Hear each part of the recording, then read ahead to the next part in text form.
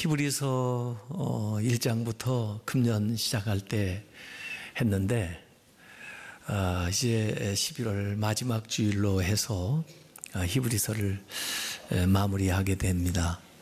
이 히브리서를 읽으면서 구약의 그 중요한 개념들을 이 예수님을 통해서 다 이루어지고 또 정리가 되고 또 완성된 그런 것들을 우리가 확인하게 되었습니다. 사실 오늘 히브리서를 마무리하면서 히브리서 기자는 그들에게 기도를 부탁하고 있고 또 그들을 위한 기도를 하고 있고 그리고 마지막 당부와 축도로 히브리서를 마무리를 하고 있습니다. 우선 13장 18절에 기도 부탁을 합니다. 우리를 위하여 기도하라. 우리가 모든 일에 선하게 행하려 함으로 우리에게 선한 양심이 있는 줄을 확신하노니. 기도해 달라고 중보기도 요청을 하고 있습니다. 두 가지의 기도 요청을 하고 있습니다. 첫 번째 기도는 우리가 모든 일에 선하게 행하려 함으로 우리에게 선한 양심이 있는지를 확신하노니, 이 말에 들어가 있습니다. 우선 우리가 선한 일을 마음속에 품고 있지만 그 마음의 그 선한 생각이 실제 그 일로 나타나게 되도록 기도해 달라는 요청이 여기 들어가 있습니다. 사실 우리 신자들만큼 좋은 생각하는 사람 없습니다. 여러분들이 최소한 일주일에 이렇게 한번 나와서 이 좋은 말씀을 듣는 것만으로도 여러분들은 좋은 생각을 하고 있는 것입니다. 더구나 하나님의 뜻을 항상 생각하고 있는 거죠. 그래서 하나님의 뜻을 알라고 하는 것이고 또 하나님의 뜻을 마음에 품고 살기 때문에 믿는 사람만큼 이 세상에 살면서 착한 생각, 착한 마음을 품고 사는 사람 없습니다. 그런데 문제는 그 착한 생각을 한다고 해서 곧바로 착한 사람이 되는 게 아닙니다. 착한 행동을 해야 착한 사람이 되는 것입니다. 선한 행동을 해야 선한 사람이 되는 것입니다. 하나님의 뜻을 행해야 하나님의 사람이 되는 것입니다. 마음에 선한 생각은 품었는데 그걸 실천하지 못한다면은 그것은 아직 선한 사람이 못된 것입니다. 그래서 오늘 이 히브리서 기자는 요청하는 거예요. 기도를. 우리의 그 선한 생각이 선한 일로 나타날 수 있도록 기도해 달라 하는 그런 얘기인데, 어떻게 그렇게 이 자신들을 그 선한 생각을 하고 있는 사람으로 확신하게 됐냐면, 선한 일을 행하려고 하는 그 의도, 생각이 마음에 있는 것으로 봐 본인 안에 선한 양심이 있다는 것을 알게 됐다는 것입니다. 여러분들이 선한 일을 하고자 하는 그 마음의 소원이 있는 것 자체가 여러분 마음속에 선한 양심이 있다는 증거가 된다는 것입니다. 오늘 히브리서 기자는 앞에서도 하나님께서 우리 인간에게 양심이라는 걸 주어서, 사실 로마서에 보면은 이 양심이 하나님을 알만한 것이 되어서 굳이 하나님 말씀을 직접 못 들었다 할지라도 이 양심을 통해서 하나님을 알 수 있게 원래부터 하나님이 인간에게 양심을 주셨다고 했는데, 결국 그래도 하나님을 믿지 않고 살게 되면은 그 양심이 근거가 돼서 심판하게 된다. 양심을 따라 심판을 당하게 된다. 왜? 그 양심이 하나님을 증거하고 선한 일들을 가르쳐 줬음에도 불구하고 그걸 외면했기 때문에 그렇게 양심의 증거를 들어가지고 하나님의 존재를 얘기하려고 했던 것이 그 로마서에 나오는 이야기예요. 로마서 2장 15절에 이런 이들은 그 양심이 증거가 되어 그 생각들이 서로 혹은 고발하며 혹은 변명하여 그 마음에 새긴 율법의 행위를 나타내느니라 얘기했습니다. 이 양심이라는 건 인간 안에 있어서 옳고 그름을 깨닫게 하고 마음의 그 합법성, 행실의 합법성과 부당성에 대해서 판단을 내리는 내면의 원리가 우리 안에 있는데, 이걸 제가 기독교 윤리학을 전공한 사람이니까 이걸 도덕적 감각이라고 그래요. moral sense. 우리에게 여러 감각이 있습니다. 시각, 눈으로 보고, 촉각, 손으로 만지고, 그 다음에 무슨 미각, 혀로 느끼고, 청각, 귀로 느끼는 이런 감각뿐 아니라 마음에 감각이 있어가지고 선과 악을 구분해낸다는 거예요. 그게 양심. 그걸 하나님 우리에게 만들어 주셨다는 거죠. 심지어 거듭나지 않은 사람도 자연인 상태에 있는 모든 사람들에게 이 양심이 있다는 것입니다. 그래서 이 양심이 법정이 돼가지고 자기 스스로 판정을 내리는 거예요. 그래서 때로는 양심의 가책이 일어나는 그런 순간이 있는 겁니다. 원래 양심이라는 단어 conscience, 함께한다, science, 안다 그런 뜻이에요. 함께한다, conscience. 이 양심이라는 단어가 함께한다는 거예요. 아니 나만 아는 줄 알았더니 누가 함께하나? 그 양심을 주신 하나님이 나하고 함께 아는 사실이에요. 그게 양심이에요. 그래서 어찌 보면 하나님을 우리에게 알려주는 것이 양심이에요. 하나님이 계시다고 하는 것을 알려주는 거죠. 하나님과 우리 사이에 존재하는 것이 양심이에요.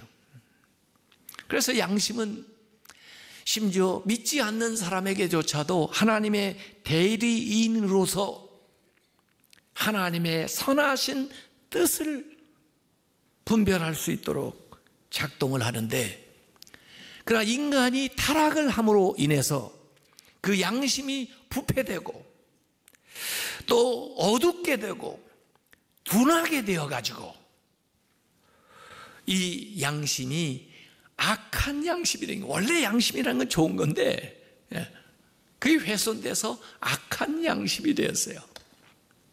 그래서 히브리서 기자는 그 예수 그리스도의 보혈의 공로를 힘입어서 이 악한 양심이 선한 양심으로 변화된다고 하는 이야기를 앞에서도 계속 얘기를 했습니다. 디모데전서 4장 2절에 보면은 자기 양심이 화인을 맞아, 양심이 화인 맞는다고 그러죠.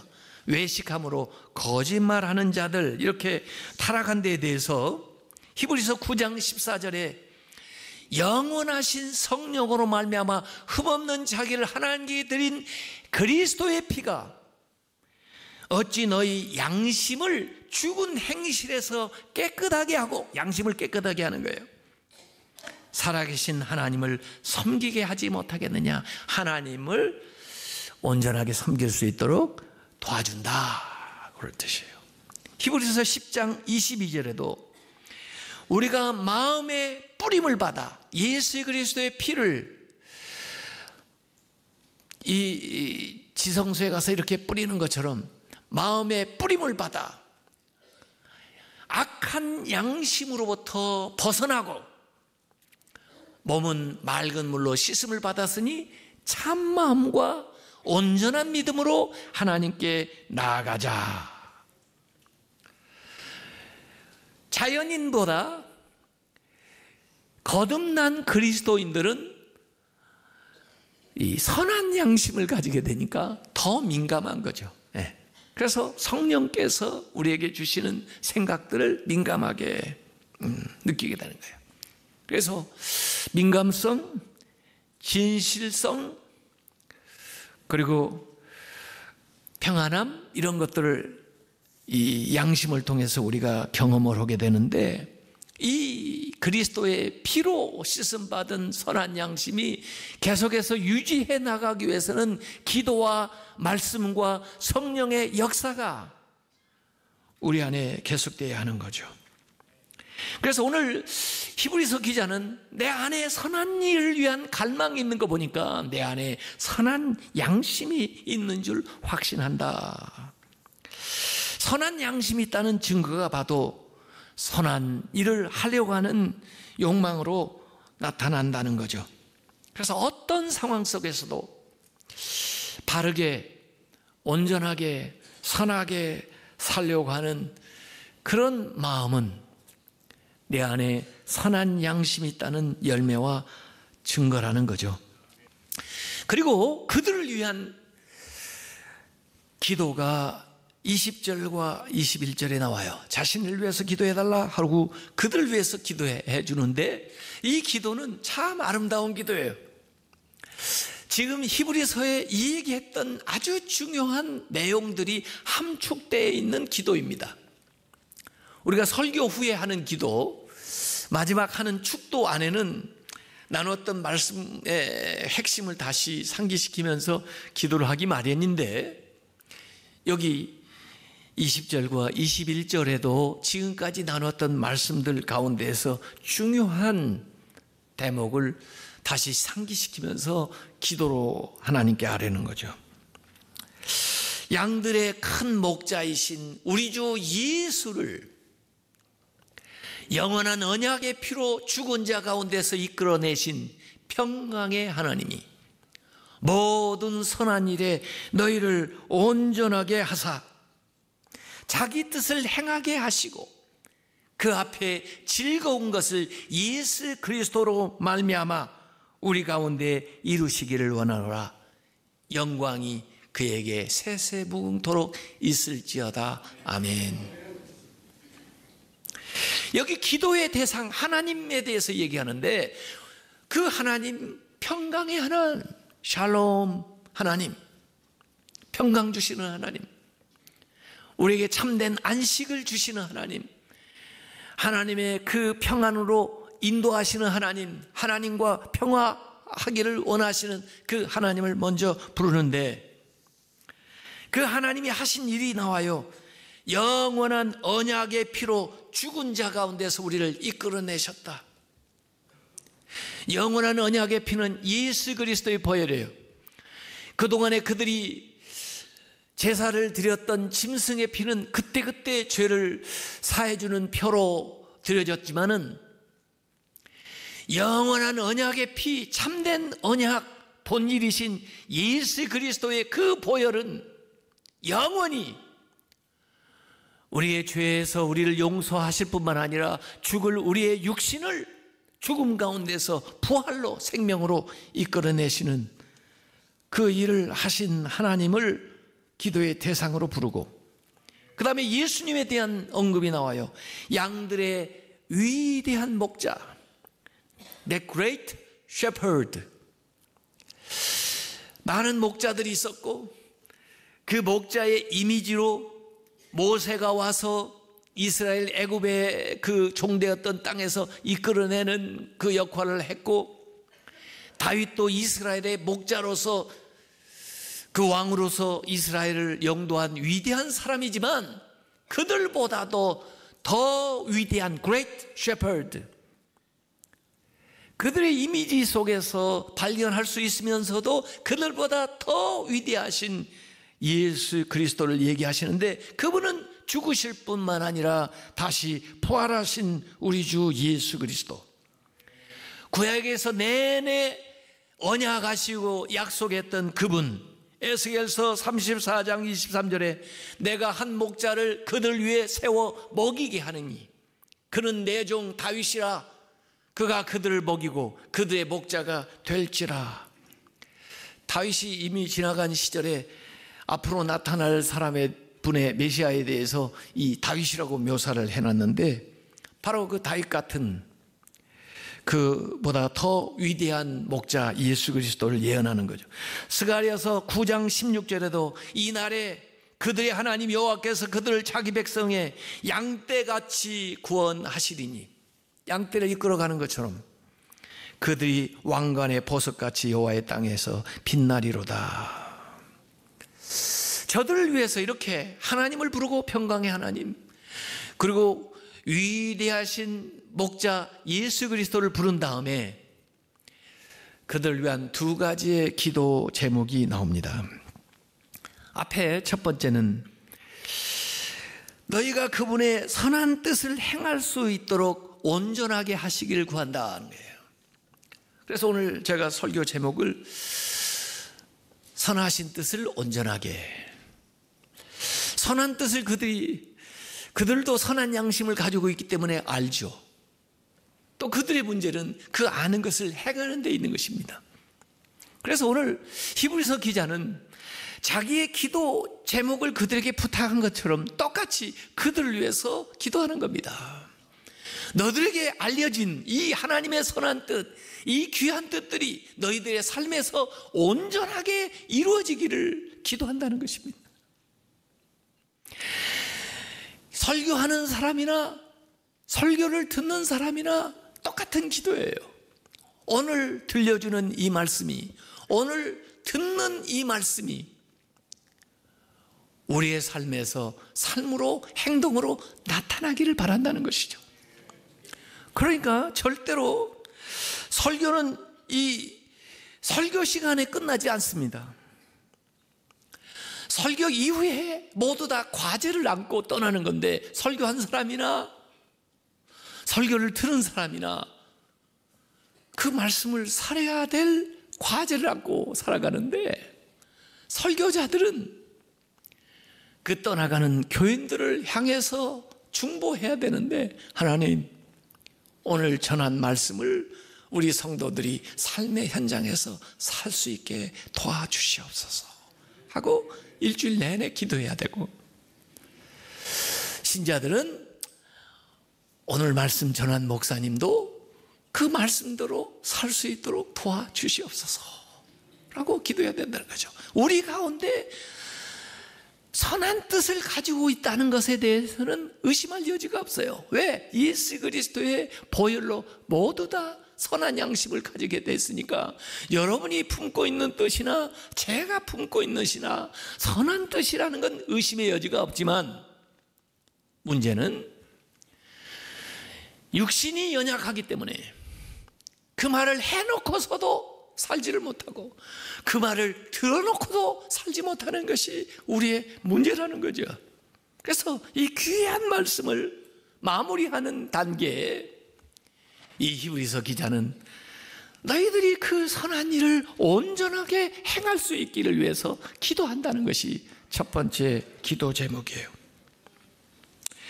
두 번째 기도 제목은 예수 그리스도로 말미암아 즐거운 것들이 이루어지기를 기도한다는 겁니다. 즐거운 것들이 뭘까? 제각각 생각하는 것이 다를 수가 있어요. 어떤 사람은 여행 가는 걸 즐거워할 수도 있고, 돈 많이 버는 걸 즐거워할 수도 있고, 그럴 텐데, 아무래도 오늘 여기 즐거운 것이라고 하는 것은 지금까지 이야기한 것 가운데 나오는 것일 거예요. 죄에서 용서받고 사죄받은 그 즐거움, 하나님의 자녀가 된 그 즐거움, 구원받은 즐거움, 하나님의 자녀로서 누리는 그 영광, 그 권세, 그 약속, 그 평안, 이런 것들을 아마 그리스도를 통해서 주시는 즐거움이라 이 히브리서 기자는 생각했을 거예요. 그것들이 너희들에게 온전히 이루어지기를 원한다라는 기도입니다. 예수 그리스도로 말미암아 죄에서 구원받고 이 세상에서 참된 평안을 얻고 참된 기쁨을 누리고 형통한 삶을 사시길 바랍니다. 여기에 기록되어 있는 그 즐거운 것들이 그리스도로 말미암아 이루어지기를 바란다는 것이 이 히브리서 기자의 기도입니다. 그리고는 하나님께 영광 돌려요. 영광이 그에게 세세 무궁토록 있을지어다. 아멘. 그리고 마지막 13장 22절에 형제들아 내가 너희를 권하노니 권면의 말을 용납하라. 내가 간단하게 너희에게 썼느니라. 지금까지 쓴 이 모든 이야기들이 설교인데 그 권면의 말을 잘 좀 받아들여 달라. 용납해라. 설교하고서도 조금 부담스러운 게 그런 때가 있어요. 이 설교 괜히 이 권위적인 느낌이 들어가지고요. 성도들에게 뭘 요구하는 것만 이렇게 하는 것 같고, 또 어떤 때는 부담 갖는 분들이 있어요. 또 어떤 분들은 아니 뭐 자기는 그대로 사나? 자기가 얼마나 잘났으면 그러나 그런 사람도 있을 수도 있어요. 그러니까 용납해달라. 권면의 말이니까 좋게 받아들여달라. 그런 얘기입니다. 사실 이 얘기하려면 더 많은데 다 이 얘기할 수 없고 이것도 줄여가지고 간략하게 얘기한 것이다 하는 설명을 하는 거죠. 그리고는 그들이 좀 궁금해하는 더 구체적인 뉴스 한 가지를 전해줍니다. 그게 13장 23절이에요. 우리 형제 디모데가 노인 것을 너희가 알라. 그가 속히 오면 내가 그와 함께 가서 너희를 보리라. 디모데가 갇혀있다는 사실이 이미 전제되어 있죠. 그 갇혀있는 것을 아마 신자들이 다 알고 그가 놓여지기를, 해방되기를, 석방되기를 기도했을 거예요. 그들에 대해서 기쁜 소식을 가르쳐 주는 거죠. 디모데가 풀려났다. 아직 자기는 못 만난 거예요. 아직요. 자기도 소식을 들었는데 소식을 전해준 거예요. 그가 나한테 올 텐데 그가 오면은 내가 같이 너희들에게 가겠다는 거예요. 이런 개인적인 내용이 담겨 있는데 이 디모데의 이름이 여기에 언급되어 있습니다. 그런 걸 봐. 제가 이 히브리서 13장까지 쭉 읽으면서 심중에 히브리서 기자가 누구냐 하는 신학적인 논란이 많이 있는데 저는 계속해서 바울일 것이다 라는 심증이 더 많이 굳어지는 거예요. 필치를 봐도 그렇지만은 특별히 디모데라는 사람이 여기 이렇게 구체적으로 언급되잖아요. 항상 이 디모데는 바울을 따라다니고 바울과 함께 사역을 했거든요. 그래서 그 자신은 투옥된 것 자체도 디모데가 영광스럽게 여겼겠지만 그가 풀려남으로 인해서 성도들의 기도가 응답되고 성도들의 기쁨이 더 크게 됐던 사실을 여기에 얘기하면서 이제 마지막 9절 24절에 너희를 인도하는 자들과 및 모든 성도들에게 문안하라. 이탈리아에서 온 자들도 너에게 문안하니라. 서로 문안하는데 그 교회 안에 있는 인도자들 또 성도들 그리고 자기 함께 하고 있는 이탈리아에서 온 사람들 문안을 대신 전하면서 25절에 은혜가 너희 모든 사람에게 있을지어다. 아멘. 마지막 뭘로 끝내요? 은혜로 끝나요. 처음도 은혜여야 되고 혹시 처음에 은혜가 못이었어도 아니었어도 마지막만은 은혜로 끝나야 돼요. 마태복음 20장의 그 포도원 품꾼의 비유를 쭉 얘기하시면서 처음 된 자가 나중되고 나중된 자가 처음 될 자가 있다 이렇게 예수님 말씀하시는데 그걸 전부 살펴보면은 왜 처음 된 사람이 나중되냐? 처음 6시에 왔을 때는 은혜로 시작을 했다가 나중에 품삯 받을 때는 자기의 공로가 나와요. 그런 사람은 은혜로 시작됐다가 처음 됐다가 나중 되는 거예요. 그러나 늦게 왔어도 먼저 될 수 있는 비결은 은혜를 내세우고 살아가면 그 사람은 나중된 사람도 처음 됩니다. 기왕이면 처음도 은혜고 마지막도 은혜이시기 바랍니다. 하나님의 은혜밖에는 우리가 붙들 게 없어요. 하나님의 은혜 아니고는 우리가 살 수가 없어요. 하나님의 은혜를 통해서만 우리가 구원받을 수가 있어요. 마지막 우리가 남길 수 있는 말은 은혜입니다. 하나님의 은혜였습니다. 하나님의 은혜로 하셨습니다. 하나님의 은혜가 너희에게 있을지어다.